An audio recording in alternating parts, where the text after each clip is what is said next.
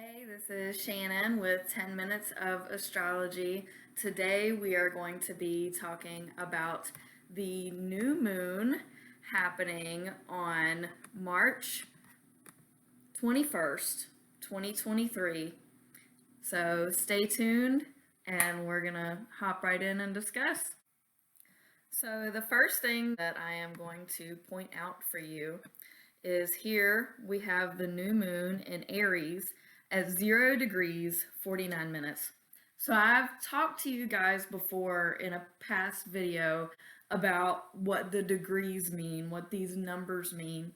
So I really want to pinpoint why this is so important during this time, because we have the sun and moon at 0 degrees, one of the hardest places to be in for any sign and any planet of any combination. It is like the worst place for it to be in. It's one of the most difficult. You have no idea what you're doing. And Aries is the sign that's going to get frustrated at the fact that it has no idea what it's doing and has no idea what's happening. So you have the sun, which is daily life, the moon, which is how you view yourself internally and how you internalize the world around you. It's also the first sign of the chart. So we're just starting into the new astrological season, as it were, and we're coming in tripping over ourselves, basically. It is going to be difficult to handle this time. So I don't really have best advice for things that come up at 0 degrees. It's kind of, you're gonna have to just get through it, because this is the start of the astrological new year. We're starting out tripping over ourselves and being frustrated over it. It's like the kid who's running too fast and falls face first on the ground and skins up his knee and just starts wailing. So welcome to the astrological new year. And this is going to be kind of the start of the year, so it's not going to get much easier, unfortunately. Another thing that I want to point out is we have many semi-sextiles on this chart, and I'm going to discuss them now. One of the first semi-sextiles we see is the new moon semi-sextiling Saturn in Pisces at 1 degree 37 minutes. Another very difficult alignment, because again, we still have the 0 degrees. Now, it is a little over a degree off. I typically don't talk about things if they're more than a degree off, but it's still important because it is about to surpass and get closer to that. So as we get closer to that, you're going to see it more prevalent. So why is this important? Well, we have the 0 degree fall going on, and the very first thing of the year, basically. Semi-sextile Saturn in Pisces. Saturn just went in there. We just had a lot of hiccups with Saturn and Pisces anyway, going through its 0 degree mark.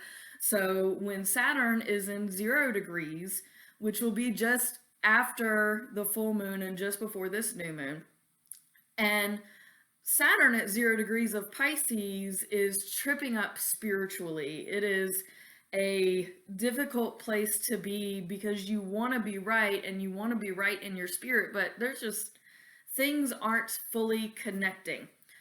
So with this semi-sextile, Saturn needs to learn from the new moon. What does Saturn need to learn? Well, Saturn learning from the sun is daily. It's okay to be wrong. It's okay to be wrong sometimes. It's going to happen. Saturn semi-sextiling the moon basically says, look, you're going to have to do some introspection in order to reach the next level. You're going to have to go deep into yourself to figure out why this went wrong. Saturn is very rigid, and in a place like Pisces, it's got really unsure footing. So it's going to be a struggle to overcome during this time your thoughts about what you thought was right, where you thought you believed, your beliefs in God are being shaken. The foundation of your beliefs are being shaken. You're internalizing this. It's kind of a daily thing, especially pinpointed on this day, the next day, from Saturn, from the last moon cycle into this moon cycle. There's a lot of internalizing and really processing who we want to be, what we want to believe in that is happening here. Something else that I want to talk about, Mercury at 5 degrees in Aries and Venus at 5 degrees 45 minutes in Taurus. These are also semi-sextile, and they're playing off of one another as well. Mercury is that small communication, between very small groups, 1 to 2 or 3 people. And in Aries, it is your communications are coming across as selfish, and Aries isn't known to be patient. It's not known to be a great listener. They are very forward in their communication. Venus in Taurus, though, is very loving. It's very homely. And Venus is not just romantic relationships. It's all relationships. It's relationships with family, with coworkers. And Taurus is comfort. It is stubborn. It's homely. It's grounded. They are also very forward, but in more of a friendly, practical joke kind of way.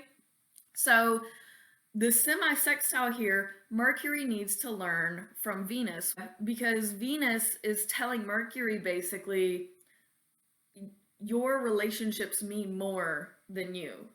And you have to be able to communicate that you appreciate people and that you're not just stomping them into the ground.